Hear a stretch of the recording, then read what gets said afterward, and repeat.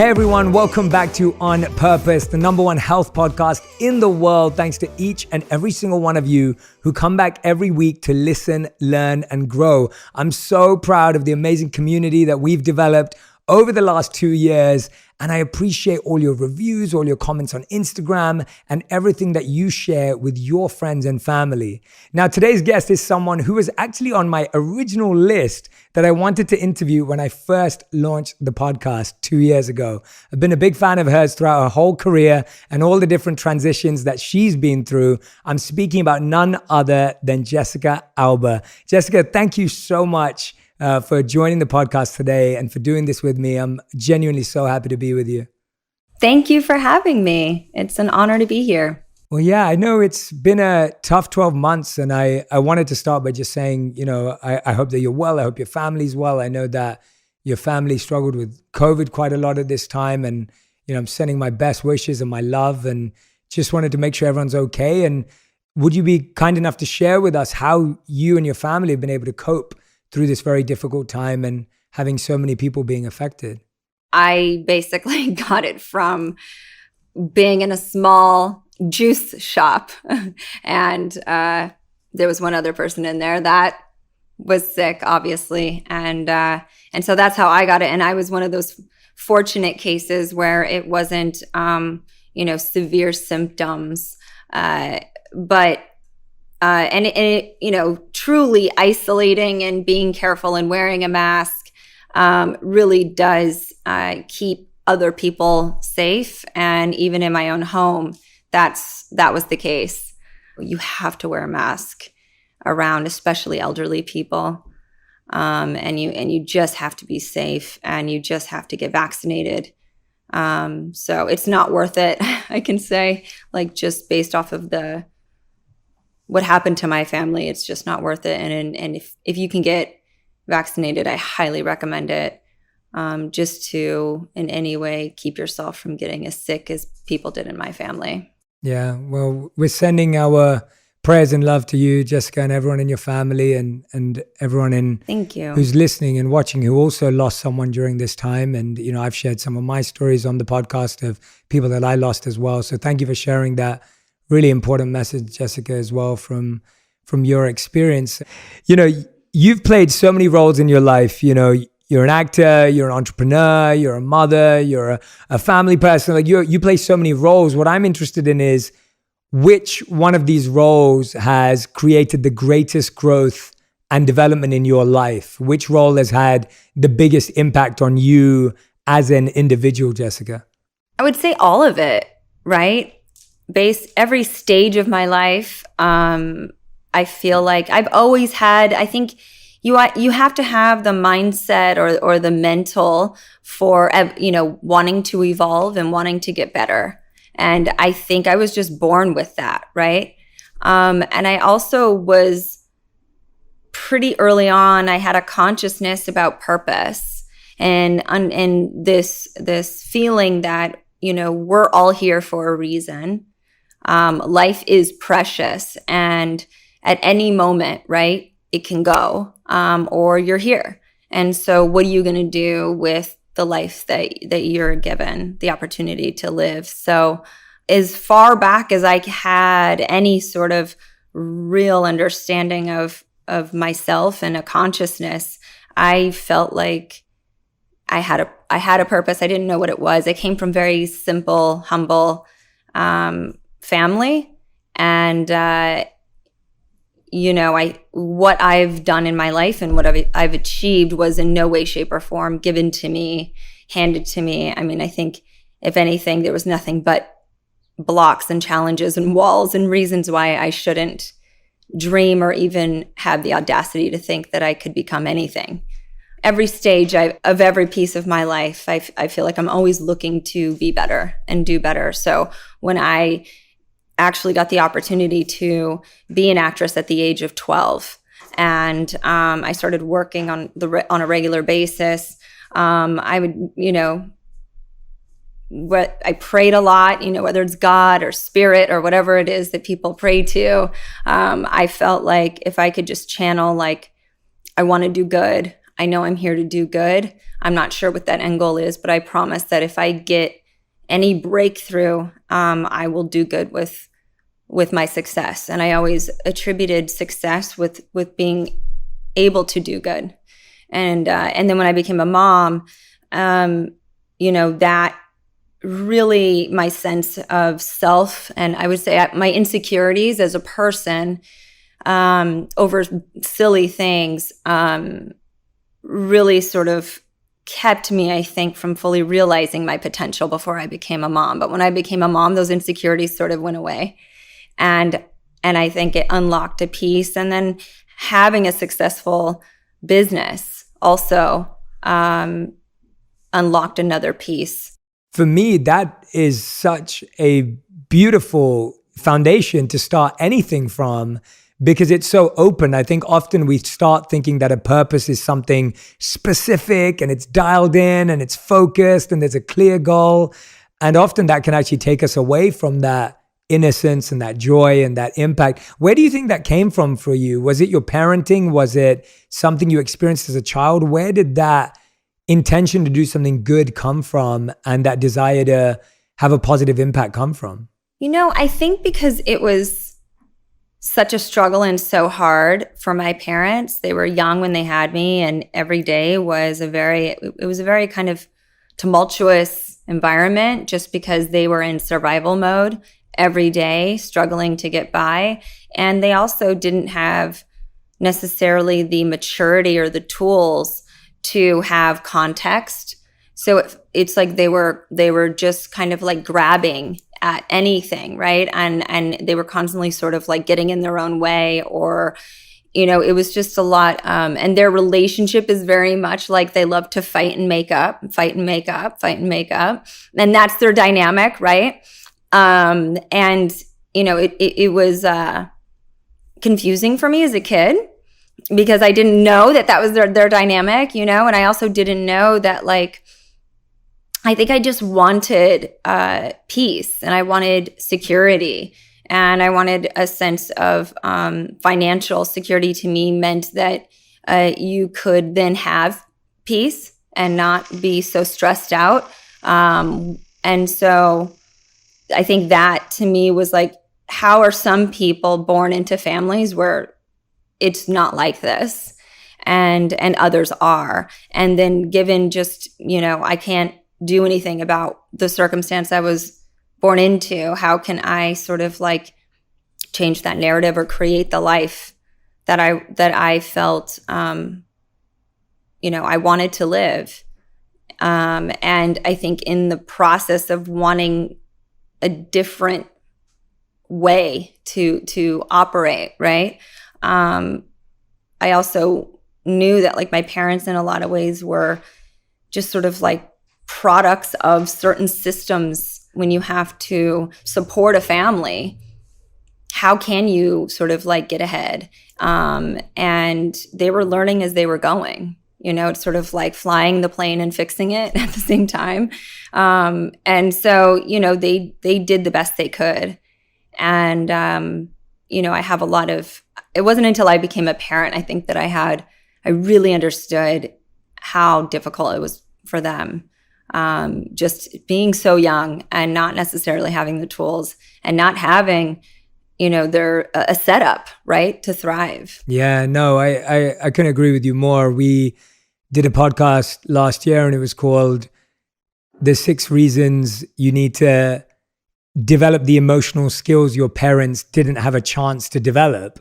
Because the idea is they didn't have that opportunity. They didn't have the hindsight. They didn't have the experiences. Do you find that as being a parent that you're able now to show your children like this balanced view of peace and obviously anxiety and stress and pressure and all the incredible things that you're achieving because you're a high performer, you're extremely busy? Are you kind of having that conversation with them so that they understand you a bit more? Tell us a bit about that. Yeah, there's definitely a wokeness or a self-awareness that happens when people, it's like before it was only the select few that get to be global citizens. We're now, because of, access that people have to information. We all are global citizens. There is access to so much information about how to do things better and be more effective, be happier, right?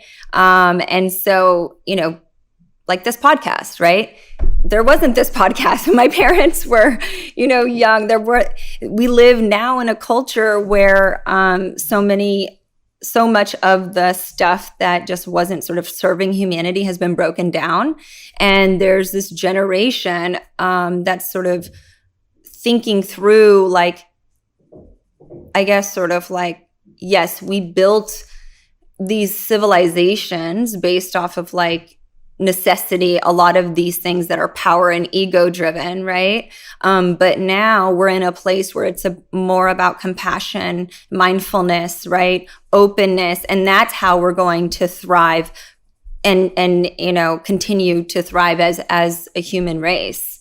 And so I think, for my kids, I try to exemplify whatever that is. And at the same time, they are very aware of my faults, right? They're very aware that I, get stressed and I, get irritable and I don't sleep enough and all of those things. But, we have a dialogue about it. And I try to create a space of compassion, obviously for them, but also, just for them to sort of like know that I'm at least trying, It's a wonderful thing. I think if children know that you're trying, like you said, kids are so self-aware. I don't have children yet with my wife, but we plan on having them. And I can only look at it from seeing my friends or having been a child myself and always wondering, like,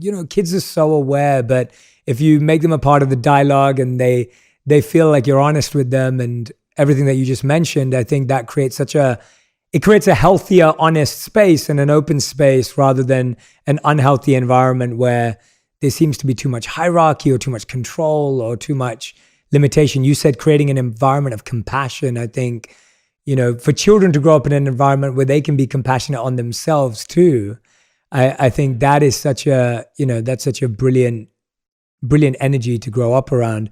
I wonder, Jessica, when you were going through transitions, because when I look at your work and your career and your journey and your purpose, there have been so many transitions along the way. Which transition made you feel the most insecure, a sense of imposter syndrome? I feel these are things that people struggle with that so much today. People are, everyone's trying to, I think everyone's been trying to switch their career. They're trying to become something they didn't train to be there. And I feel like you'd have some really good words of advice. That's the story of my life. Yeah. I felt like I had imposter syndrome always in everything, at every stage. From going to school with kids who when we got out of the military, when I was 9, we moved into my grandparents' house, and it was like a predominantly white, middle class suburb. And there just weren't people that looked like us. We were living in my grandparents' house. That was like a very different circumstance than most people. Most people had domestic help, and they had like all the things, and their parents had these established careers and were a little bit older, and they were mostly white. And so coming from with us, we're living, my grandparents would stay with us half the week, and my parents are in a way like children when they're around the parents, right? And then we're the children as well. So there was like this very different, so I felt like an imposter syndrome there for sure. And then when I started acting, I was like, I guess I always felt like maybe I guess I felt like I didn't belong, and Hollywood didn't make space for people that look like me or were me. They'd called me exotic, right? It was like even the word Mexican American or Latina, like that was like such a specific thing to be that, and it was like not me. And I was like, wait a minute, but there's a lot of people that are like me that are here, in this country, but it's just Hollywood didn't recognize it. And so I didn't even have a place in Hollywood. And I remember twice presenting at the Oscars, and I just felt so uncomfortable backstage. I was like, I just want to get up. I just want to do the thing, and I just want to leave. And I was like, and I was with my husband, who was my boyfriend at the time, and I was like, oh my God. There were a few actors that could tell how sort of nervous I was, and they were so sweet. And then I jumped into being an entrepreneur. And again, I'm in rooms where I'm the only woman. I've never done this before. Everyone has like, fancy degrees from business schools and Ivy Leagues. And I've, never had a desk job, didn't do any of that. I got my GED, and I, started working so young. And so I'm sitting here, again, trying to find my way. And about 3 years into Honest, I learned the operations of the business completely. And in all the meetings where my, business partners were like, no, you do that thing, and we're going to do this thing. And I basically said, no, I'm going to figure this out. I'm going to learn. And I learned. And then I challenged them with stuff that didn't make sense. And then I was like, you know what? Maybe I do belong, and maybe I am smart, and maybe I do deserve to be here. And maybe people are just judging me based off of like their own insecurities, But it took me quite a bit to sort of like get to that place. And at that point, I was like 30. So you're 33. I think I was like 34 when it all kind of like started to come together. And I had 2 kids by then and 2 careers, and it took me a hot minute, Yeah, that's amazing. Well, I think that's a great lesson for all of us in patience around, we are going to feel that imposter syndrome. We are going to feel that insecurity. And what I'm hearing from you is it's not really like, oh, this is what I did and this broke it through and this is what I did. It was more just you had to be patient with yourself, and you had to allow it to naturally develop when you found your home in Honest and your kind of like sacred space in creating Honest that feels like such a strong foundation to who you are today, and such the bigger part of your story and a big part of your story. Yeah, it wasn't like an overnight. It was sort of like Yes. along the way. And then when I started like making space for like, why not me? And why can't I be intelligent? Why do I feel so unworthy, or I don't deserve this? And, I think over the years, I would say that is still something I still struggle with.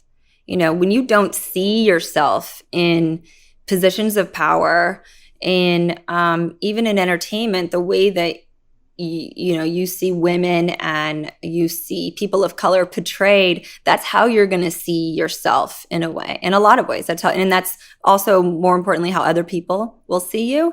And so they're going to treat you accordingly.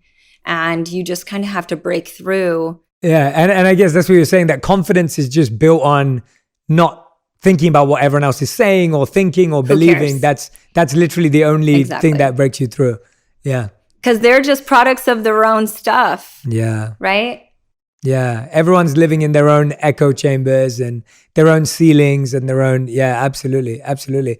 Obviously you called your company The Honest Company. I was interested to ask you something I hope you've never been asked before, but around the idea of, what's the most difficult thing you've had to be honest with someone about? When has it been most difficult to be honest with someone? Because it's such a beautiful value and beautiful quality, but at the same time, it can be a really hard quality to practice. And I don't just mean in your company, I mean just generally, like tell us how you handle that when you have to really be honest with someone, but it's a challenge. I've learned, I think, over the years how to, probably starting with myself. It's like that inner dialogue of how you talk about yourself, and how you sort of like treat yourself, and give space for yourself.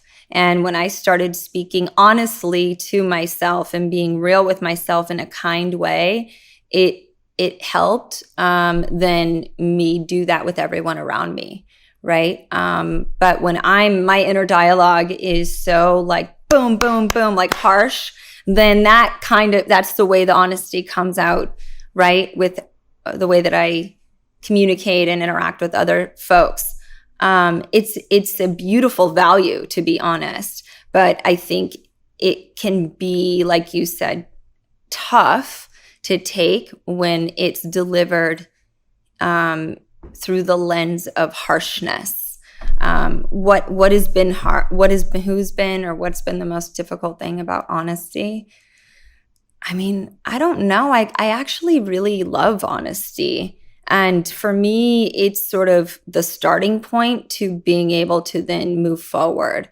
If you don't have that clarity of honesty of any situation or circumstance, then you're just living in a delusion. Then it's hard to like grasp. You're sort of on shaky ground. It feels like a solid foundation to then move from. Yeah, absolutely. No, I couldn't agree with you more. I love the idea of the more honest we are with ourselves, the easier it is to be honest with others. And I think honesty is something that we often say we want, but then when we receive it, we're like, no, don't tell me that.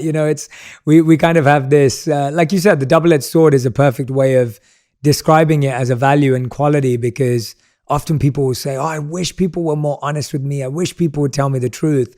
But then when they hear the truth or someone's honest with them, it's quite hard to take it in, even if it's So you're saying, it's interesting, like I've heard you talk about when you were in the corporate world, you got a coach and you probably had to see yourself in a very honest way, in a way that you probably never saw yourself before, and that is super humbling, because I've done the same. The professional, because it's sort of like a therapist, but it's mixed with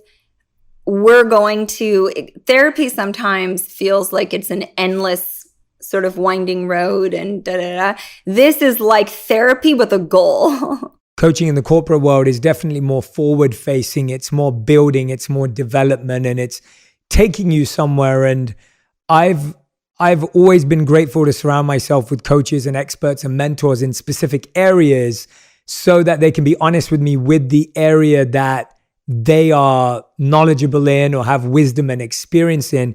Have you found good mentors in your life? How did you find them? Or do you find that you've had to kind of learn along the way? What's been your journey with that, with coaching, mentors, and outside help and support?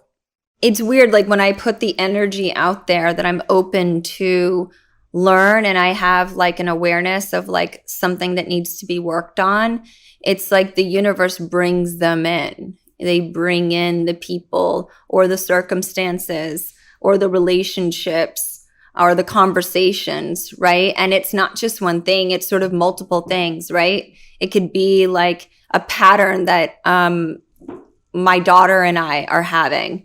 And then it's also like I have a conversation with a friend who's, going through an illness and it hits it there again. And then I go to the doctor and my doctor brings up the same thing, and you're just like, okay, the dots are connecting. The spirit guides are coming in and helping me here. Whatever that is, God, spirit. And so I think, if you're open to being better and evolving, the universe will align to bring you all of those teachers, right? And I think there's also like, you talk about meditation, but there's also whatever that meditation is for someone, just to like give yourself the space to sort of like sit and try to focus on that, on sort of like the stillness, which is very hard for, I think, type A people. To like be still. Well, you sound like from what you're sharing, you sound completely like a spiritual type A person, in a good way, in a good way. And, I can hear that, while you've been speaking, the language you use just so naturally flows between spirit and strategy and effort and energy. Like, it's like you're in between both of those. Like, you've used words and language from both a spiritual and a strategic sense. And I wonder where that, being that little girl at 12 years old who was praying and didn't know even what to, and saying, oh, I hope I can do good in the world. Like, now that you've seen the universe, God, whatever you want to call it, reciprocate with you, and you felt that, how much more strength does that give you in that process? I want to hear a bit about maybe that spiritual side that you shared earlier on. When you've seen that being returned in you trying to do good, how does that feel? It sort of like reassures me that like the journey is real, in those sort of like trusting my gut and having it's sort of like putting in the work. Then when the opportunities arise, you can then be there and be ready for it, but you have to put in the work and prepare.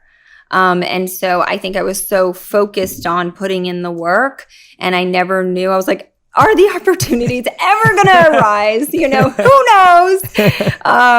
But it's true that when you put in the work and you're trying, you will get those opportunities to progress, and doors will open if you're being honest with yourself, right? And being authentic. And so for me, I think before it was sort of like, I think this is it. I think this is how this works. Where now I'm like, I know this is how this works. So then it gives me sort of peace of mind that also it doesn't have to be such a grind and such a struggle. And my world used to be very black and white, and I live much more in the gray area now.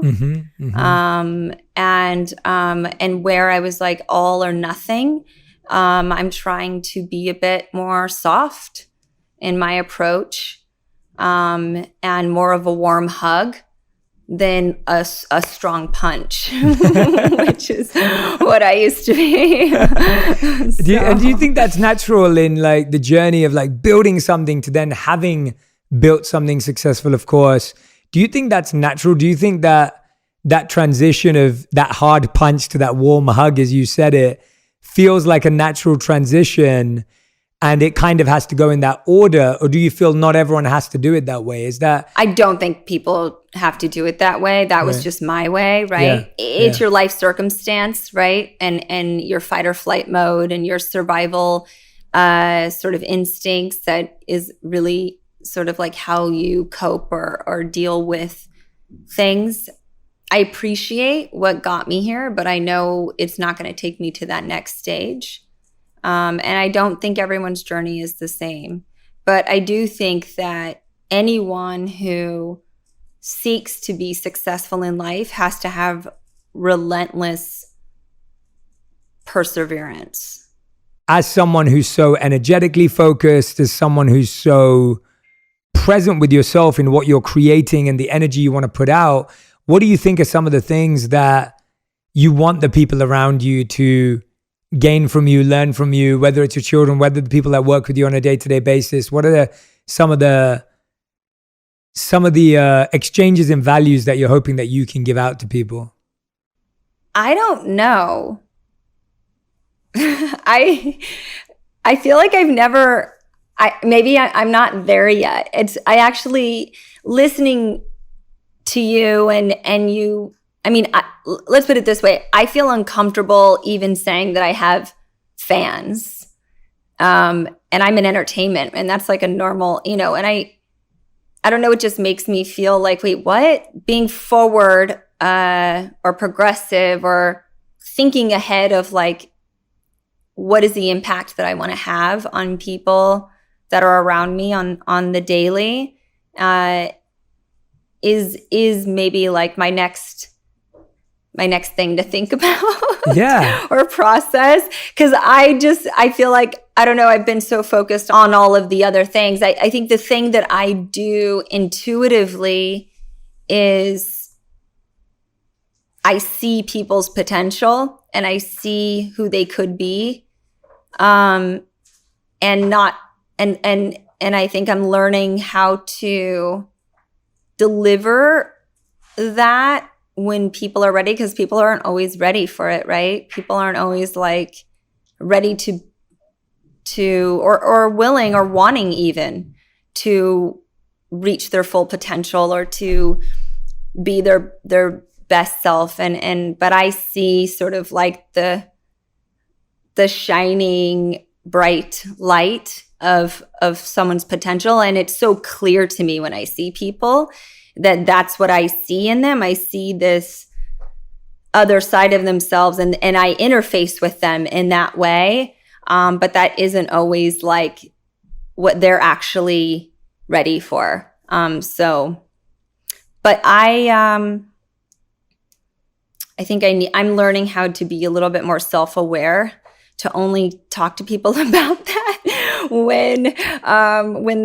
they want it, instead of just like, here's what you should do with, because it can be a little bossy as well. That's a wonderful and honest answer. And I didn't want anything else. I honestly just wanted to know how you felt about that. And so, hearing that that's what you want to work on next, and that's what you're trying to grow now and develop now. I mean, I think that's so wonderful for our audience to hear, because I think we're all going step by step. We all have things to work on. And if that's the next thing that you're focusing on, that's brilliant. And I don't think we're always fully conscious. I think there is this expectation, and that's what I'm loving so much about this conversation, is that there's often an external expectation that someone has everything figured out and everything's perfect and everything's going on. And we obviously know that's not true, but often that's the perception. And to just hear that, hey, I'm trying to figure this out and I'm learning about this and this is what I'm listening to, I think that is just such a healthy thing for people to hear. Does that make sense? Yeah, for sure. I mean, I think people will see your life through their lens and through their experience without having the context of what you go through in your consciousness, right? As you operate in the world. I look at like Jeff Bezos and I'm like, that guy's got it figured out, like he seems really happy.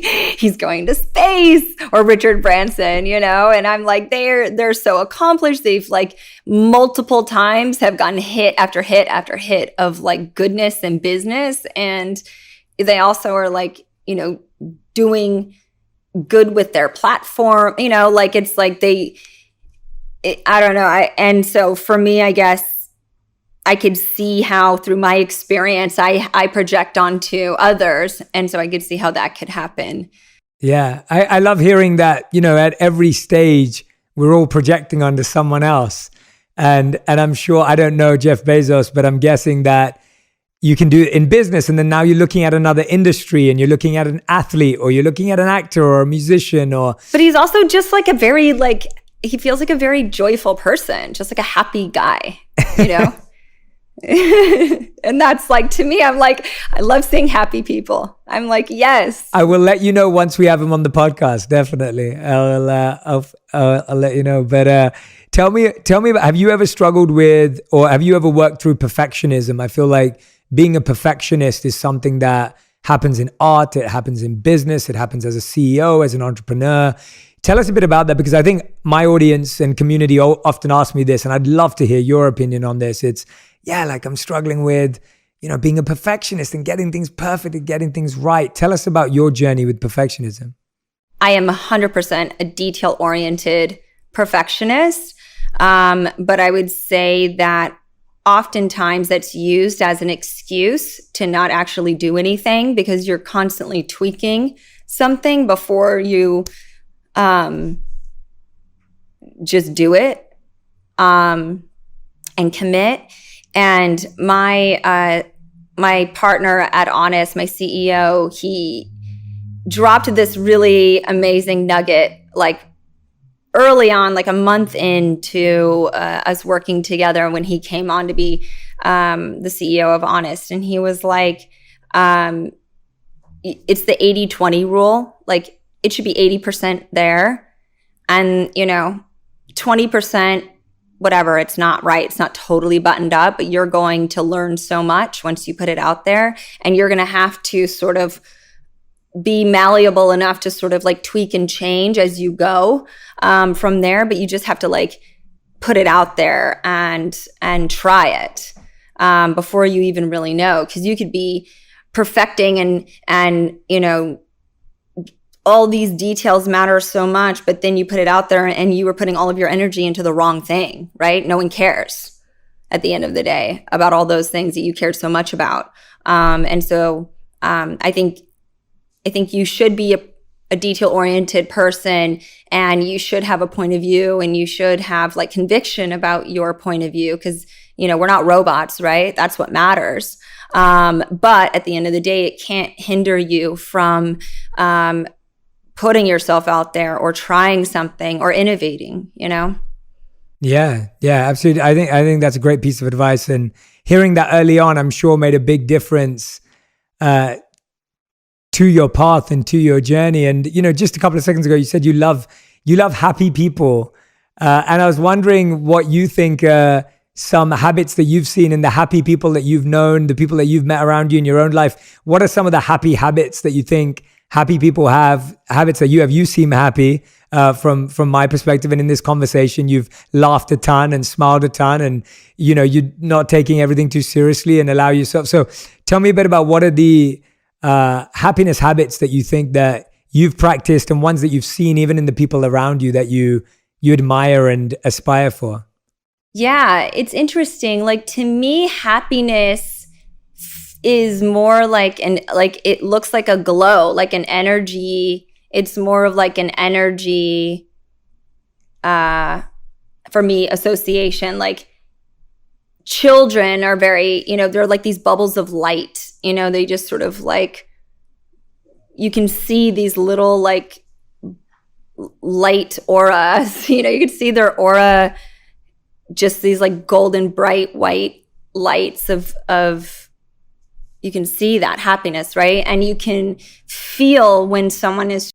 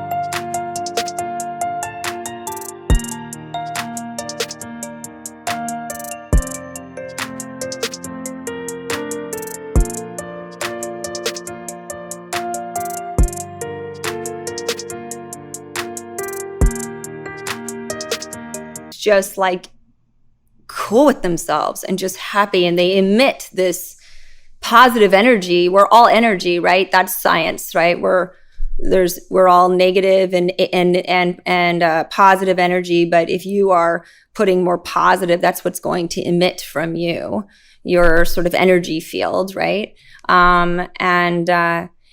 There's like, it was interesting. My niece, when she was 10 or 11, she did something for the science fair, and she's like a devastatingly beautiful girl and like wickedly talented, but she's very shy.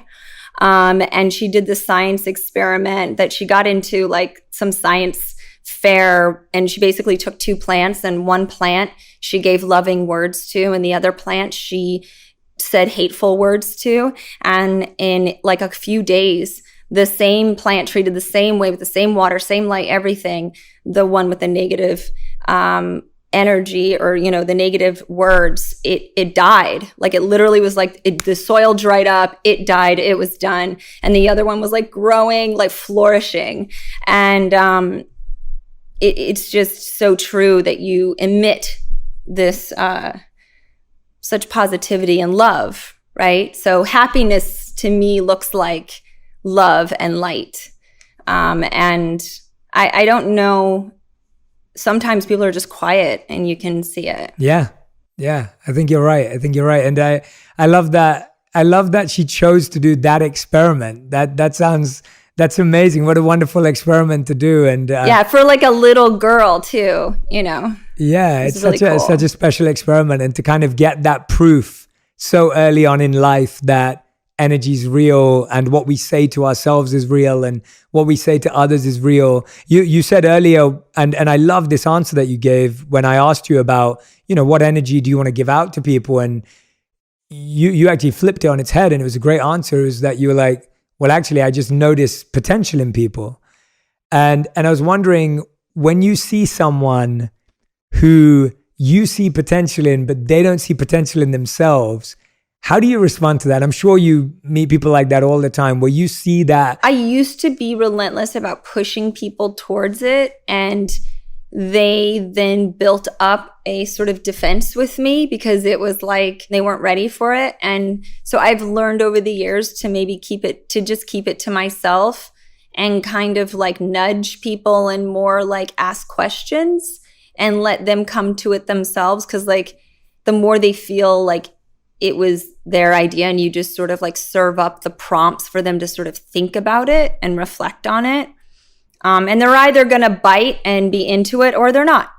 And that's their journey. And like, even though they're not happy, even though they're stuck, even though like it could be so much better.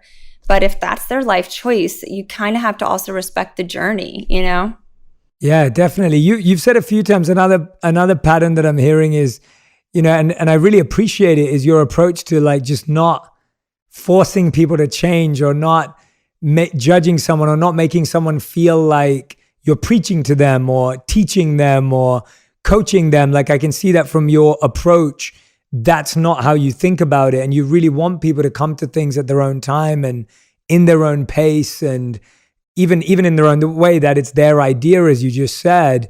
Is that something you think you've experienced as well, and that's why you believe in it so much? Or is it something that, or is that something that you saw because maybe you were quite preached to and taught and judged and coached, and you realized that people didn't respond to that so much? I think it was more of like me learning.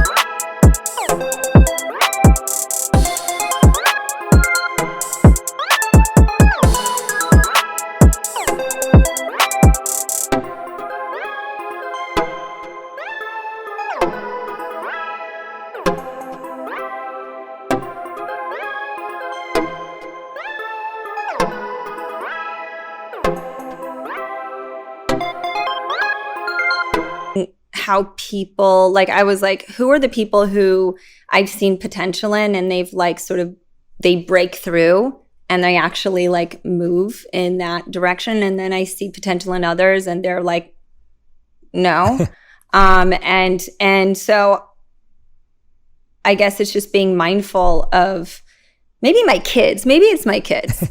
I think my kids have taught me a lot about that. The more I tell them something, the more they resist and they look at it as parenting and I'm just bossing them around. And my honor even told me last night, it was so annoying and over like something so stupid. Anyway, she wants to redo her room and I'm like, cool. So I'm like, Pinterest board, like show me your inspo. And she was like, and my friend, she just redid her room and she has like all these plants and it's very bohemian and I love it so much and da-da-da. And I was like, did her mom help her with it? And she was like, yeah. And I'm like, cool. How does that make you feel? And she was like, it doesn't make me feel like anything. I think it's great. Her mom's really nice. And I was like, cool. And she was like, Mom, I just want this to be my project and I don't want you to tell me what to do, or I don't want your advice on, what you like. She's like, I want to come to these thoughts on my own, and she's like, she's so sweet, her little soul, but she's the way she puts it to me, it just makes it so clear how people process, right? Yeah. And so that's how I get a lot of my lessons, is just the way that my oldest especially reacts off of me on simple things. And then you can kind of apply it to more complex things. Yeah.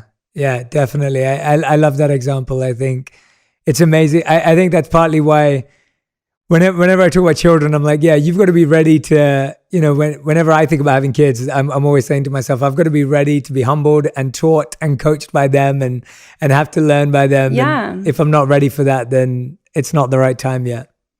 I just don't know if you're ever ready or not ready. I don't know. I just kind of feel like your kids choose you because they're going through their journey, right?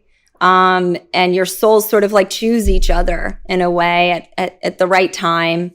I spoke to this woman. She's a seer, and I see her once a year as sort of like a gift to myself. And she talked about my son for, 7 years before he came. Like, she saw him, and there was another one in France who also saw him, and they described him perfectly.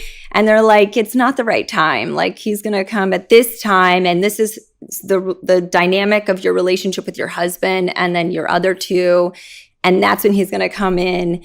And they were right. Spiritually, we were all in such a different place. And our family dynamic was in such a different place when he came through. But they saw him like waiting. And I was like, meanwhile, I was like, I am not having 2 more kids, and then I was like, I'm not having 1 more kid. And so it's interesting how they sort of choose you and they're waiting for the right time. Absolutely. Thank you so much for sharing that. I absolutely love that message. And it's wonderful to think that for people who are trying to be parents, who want to be parents, who are parents, to realize how much, children chose to be there, and you somehow chose each other, and your souls chose each other. I think it's absolutely wonderful. Jessica, I want to thank you for just being so incredible. For anyone who's listening to this, you will not know that we had technical issues and sound issues and all of this, but I just want to thank Jessica. Her energy did not wane. She did not change. She's just been wonderful throughout this whole episode and just been giving so many thoughtful and reflective answers. And I want to, honor you for that, Jessica, because it's hard when we're doing this through a screen and all the rest of it. But you've just been amazing. So thank you so much to you, and thank you to your team who's been, behind the scenes. But we end every episode with a final 5. These are the fast 5 questions. So each question has to be answered in 1 word to 1 sentence maximum. And so, Jessica, Alba, these are your fast 5. Are you ready? Mm-hmm. Okay, awesome. The first question is, what is the best advice you've ever received? Patience. What is the worst advice you have ever received? It can be more than 1 word. It can be a sentence. The worst advice is that you can't do it. Of course you can. Yeah. Love that. Question number 3, your current purpose in life, the way you see it right now, the way you see what you're doing right now and why you're doing it. To channel light. Okay. Question number 4, what's the first thing you do when you wake up in the morning and the last thing you do just before you go to bed? Check my calendar. True. Good answer. Both times. Yeah, both. It's a great answer. And question number 5, the last question I'm going to put you through the pain of answering is, if you could create 1 law that everyone in the world had to follow, what would it be? Compassion. Everyone has to be compassionate. Love that. Beautiful. Jessica, Alba, everyone. Thank you so much, Jessica, for sharing your wonderful, abundant energy. I'm so glad that this conversation went off in so many wonderfully spiritual directions, energy-based conversations. I'm really, really happy and thankful for your time. I really do hope we get to connect in person one day without all of the all of the challenges of being digitally connected, but a big thank you to you. If you've been listening or watching wherever you are in the world right now, please make sure that you share your biggest insights on Instagram. Tag me and Jessica as well. We'd love to see what resonated with you, what wisdom's going to stay with you, and what you're going to try and practice this week. Thank you for tuning in again, and